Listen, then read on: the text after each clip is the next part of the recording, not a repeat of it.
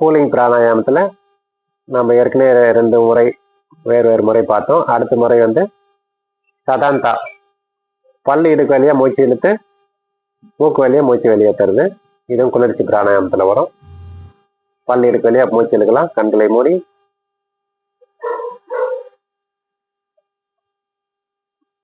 பல்லு இடுக்கு வழியாக மூச்சு இழுத்துட்டோம், மூக்கு வழியாக மூச்சு நிதானமாக வெளியேற்றலாம்.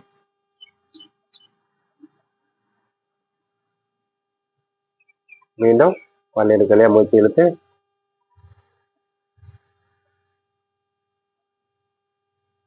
மூக்கு வழியாக மூச்சு வெளியேற்றலாம்.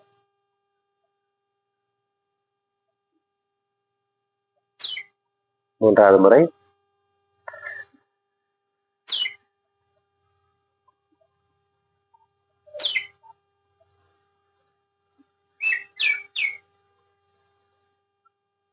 கூலிங் பிராணாயாமத்தில்